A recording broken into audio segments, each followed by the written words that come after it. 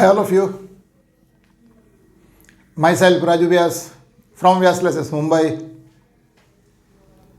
We are today going to start with a fresh, new and interesting topic. The topic which is included in BCom syllabus as well as in professional exams also. Topic called fire insurance claim. In the introduction lecture, first some basic knowledge to be given. देखो ऐसा है कि एक businessman जो होता है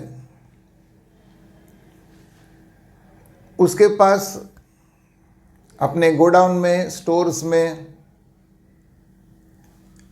काफ़ी कुछ गुड्स उसके पास स्टॉक रहता है और वो रिस्क कवर करने के लिए इंश्योरेंस करवाता है. इंश्योरेंस करवाने का रीज़न आप सब जानते हो कि फ्यूचर में अगर अपने टॉपिक के हिसाब से तो फायर, लेकिन दूसरे भी कारण है कि अगर फायर से, चोरी से, नेचुरल कैलामिटी यानी कि अर्थक्वेक वगैरह से, हेवी रेन से, है ना, काफ़ी कुछ लॉस हो सकता है. तो एक बिजनेसमैन इंश्योरेंस करवा के लेता है ताकि इन केस ऐसा कुछ लॉस हुआ तो वो इंश्योरेंस कंपनी से कुछ अमाउंट क्लेम कर सकता है या डिमांड या मांग सकता है. He can claim, he can ask for the certain amount from insurance company. अब हम जो पढ़ने वाले हैं वो फायर इंश्योरेंस क्लेम, मतलब how much amount you will demand from the company, insurance company. अब सीधी सी बात है कि आदमी का जितना लॉस, नुकसान होता है उस हिसाब से वो इंश्योरेंस कंपनी से क्लेम करता है. अब कई बार ऐसा हो जाता है कि आग लगने से कुछ बुक्स ऑफ अकाउंट्स भी डिस्ट्रॉय हो जाते हैं. स्टॉक तो खैर डिस्ट्रॉय होता ही होता है. तो प्रॉब्लम यह होता है कि जिस दिन फायर हुआ, द डेट ऑफ फायर, तो प्रश्न ये उठता है कि उस डेट पर आपके पास गोडाउन के अंदर कितना स्टॉक था. How much stock did you have on the date of fire, ये तो मेन क्वेश्चन है. अभी समझो आपके पास 1,00,000 रुपए का स्टॉक था as on date of fire. फिर आग लगने से सीधी बात है कि आप उसमें से जितना गुड्स बचा सकते हो, जिसको हम लोग सैल्वेज बोलते हैं, सेव, जितने गुड्स आप सेव कर सकते हो. अभी समझो stock on date of fire, हाँ मैंने बोला सेव 1,00,000 का है. आग लगी, आपने कुछ इधर उधर करके निकाल के मान लो आपने 20,000 का गुड्स सेव कर लिया, बचा लिया. तो 1,00,000 का स्टॉक था on the date of fire. उसमें से मान लो आपने 20,000 का गुड्स बचा लिया सैल्वेज. तो 1,00,000 में से 20 का तो आप हटा लो, तो 80,000 का आपका लॉस हो गया ड्यू टू फायर. अब ये 80,000 का जो लॉस है वो आप इंश्योरेंस कंपनी के पास से मांगेंगे, क्लेम करेंगे, डिमांड करेंगे. अब होता ये है कि ये वाला जो है ना stock on date of fire, ये हमको निकालना होता है, क्योंकि आग लगती है तो हमको थोड़ी ना मालूम है कि आज आग लगेगी या कल आग लगेगी. We don't know. ये तो अचानक वाला मामला है. तो हमको थोड़ा वर्कआउट करना पड़ता है कि stock on date of fire, जिस दिन आग लगा उस दिन मेरे पास कितना स्टॉक था, that I have to work out. अब ये कैसे वर्क किया जाएगा? बड़ा सिंपल सा प्रोसीजर है, बड़ा इजी प्रोसीजर है।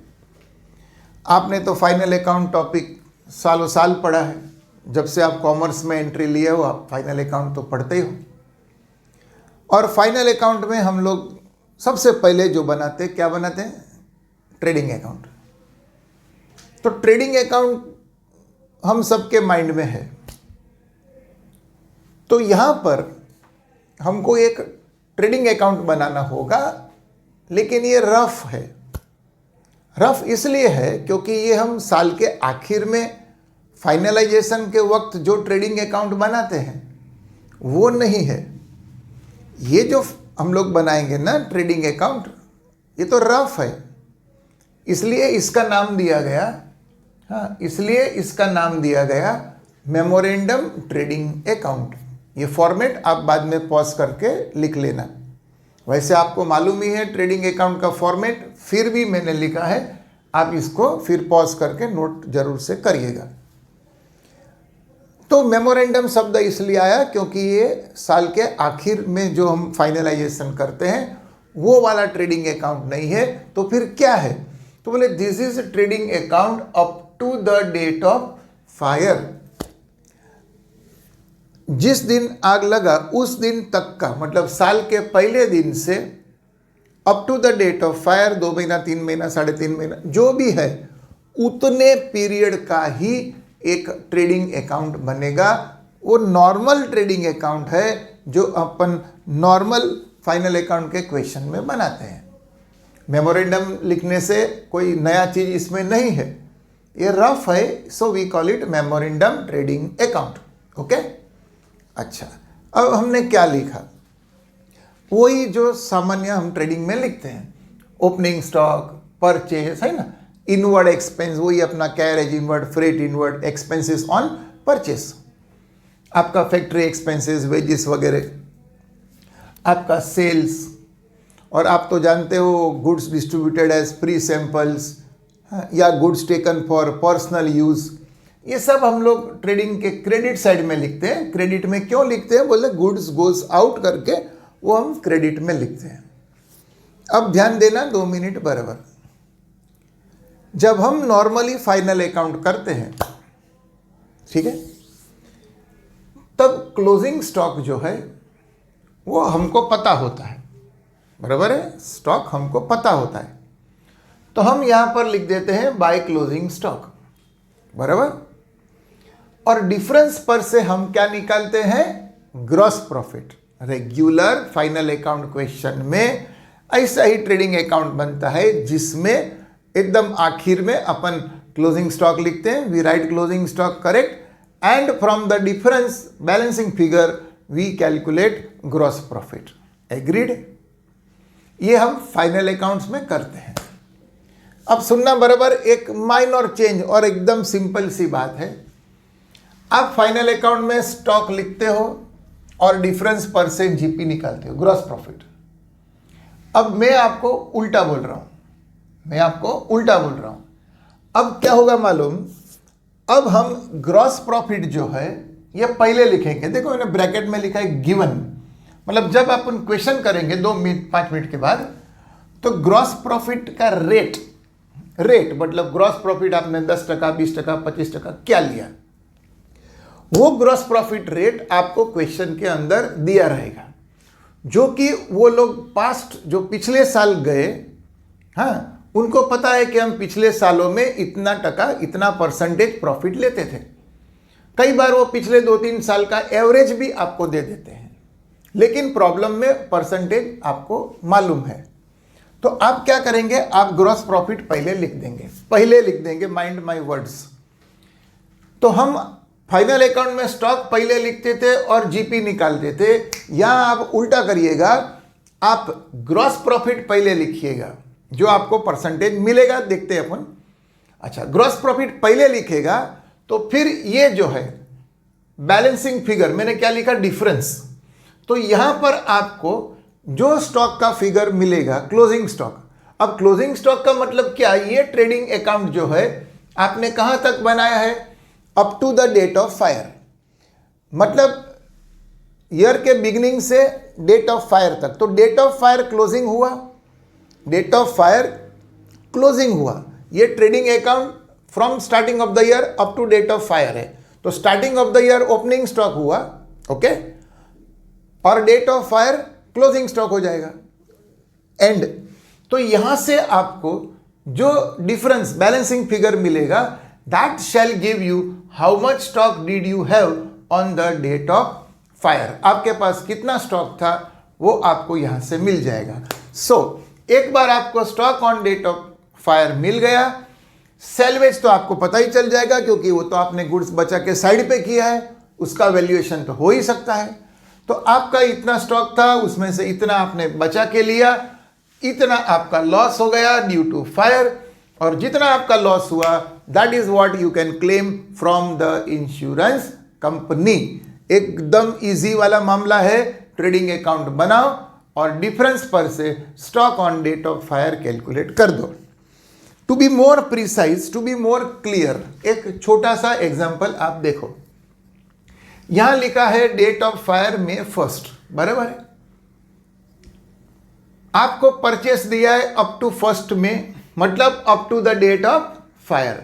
साल के शुरुआत से लेके डेट ऑफ फायर तक आपने कितना गुड्स परचेस किया, आपने कितना गुड्स सेल किया, आपका खर्चा कितना है, wages up to the date of fire, opening stock January 1, बराबर है, साल का पहला दिन, और ग्रॉस प्रॉफिट बराबर पढ़ने का, ऑन सेल्स लिखा है कि ऑन कॉस्ट लिखा है, बराबर पढ़ने का। इट इज 25% ऑन सेल्स, और आपने कितना गुड्स सेव किया, तो बोले हमने 3000 का गुड्स सेव किया।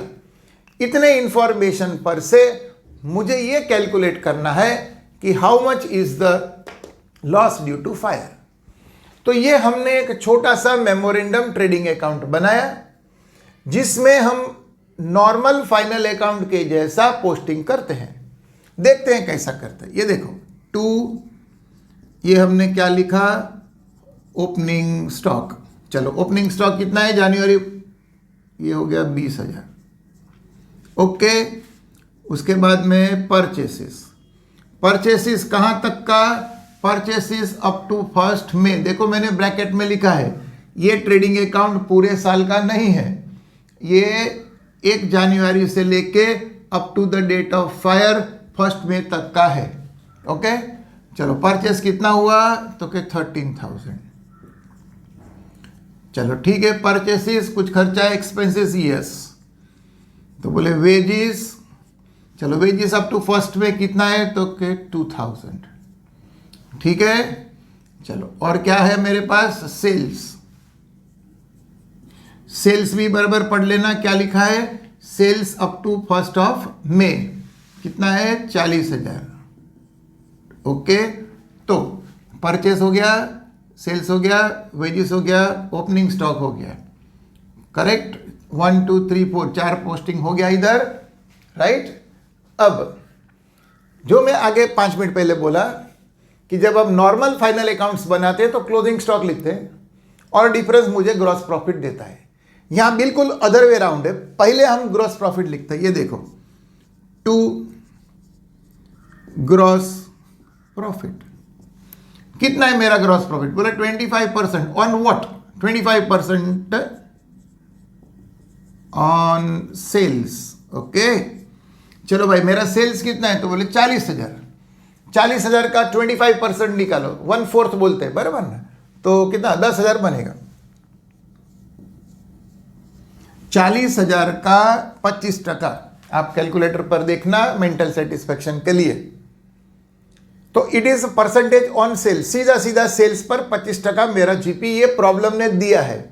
और वो भी वो लोग कहां से लाते हैं, पास्ट एक्सपीरियंस पर से, यानी कि पिछले साल, उसके पिछले साल, उसके पिछले साल, वो देखते हैं और कई बार उसका एवरेज निकाल के आपको दिया जाता है, ठीक है। चलो, अब होगा क्या, अब होगा ये कि ये मेरा कितना है, ये 20 है, ये 15 है, बराबर है। 20 30 35 और ये 10, कितना हो गया, 45। बराबर 3 और 2 5, 2 3 और 1 4, 45 है। इधर कितना है क्रेडिट साइड का टोटल? वेरी सिंपल, 40,000 है। तो कितना डिफरेंस आएगा? 5,000 का। ये 5,000 का जो डिफरेंस आया, ओके, मैं खाली समझाता हूं, सर्कल कर देता हूं। ये 45,000, okay, this 5,000 is closing stock. Closing stock का मतलब क्या? प्रॉब्लम के हिसाब से 1 जनवरी यानी ओपनिंग स्टॉक, 1 मई यानी क्लोजिंग स्टॉक। तो फर्स्ट में क्या है? तो फर्स्ट में is the date of fire. तो फर्स्ट में को आपके पास कितना स्टॉक? तो बोले मेरे पास फर्स्ट में को 5,000 का स्टॉक था। So this is nothing but stock on date of fire. कैसा मिला मेरे को? ये बैलेंसिंग फिगर, या you can call it as difference. Now 1 minute का काम बाकी। क्या? तो बोले stock on date of fire कितना है? तो 5,000 का स्टॉक है। क्या हमने कुछ बचाया इधर उधर करके? बोला यस, आपने 3,000 का गुड्स सेव किया। 5,000 का गुड्स था गोडाउन के अंदर, आपने आग लगने से ठीक है नुकसान हुआ, लेकिन आपने 3,000 का गुड्स सेव किया, लेस सेल्वेज। चलो ठीक है भाई, 3,000 का गुड्स आपने बचा लिया, फिर भी आपको कितना लॉस है? आपको फिर भी 2,000 का लॉस है। और ये 2,000 जो है ये आप इंश्योरेंस कंपनी से क्लेम कर सकते हैं, प्रोवाइडेड आपने फुल इंश्योरेंस करवाया है। फुल इंश्योरेंस का मतलब ये होता है कि आपने जितना स्टॉक है पूरे अमाउंट का आपने इंश्योरेंस करवाया है, तो आप पूरा जितना आपको नुकसान हुआ है that you can claim from the insurance company. तो ये सिर्फ इंट्रोडक्शन था कि भाई टॉपिक में क्या है। तो टॉपिक प्योरली ट्रेडिंग अकाउंट बनाओ और वहां से stock on date of fire निकालो। Stock on date of fire मिल गया, जो कुछ सेल्वेज है कट करके बाकी का नुकसान है वो loss you can claim from the insurance company. ये एकदम इंट्रोडक्शन वाला लेक्चर है। आने वाले लेक्चर में हम इससे बेटर और इसमें और क्या क्या हो सकता है वो देखेंगे। आप इधर पॉज करो और जितना बोर्ड पे लिखा गया है थोड़ा जूम करना पड़े तो जूम करके इसको नोट करिए। बहुत ही इंटरेस्टिंग टॉपिक है। See you then in the next lecture once again. Please note it down properly. Thank you all of you. Bye.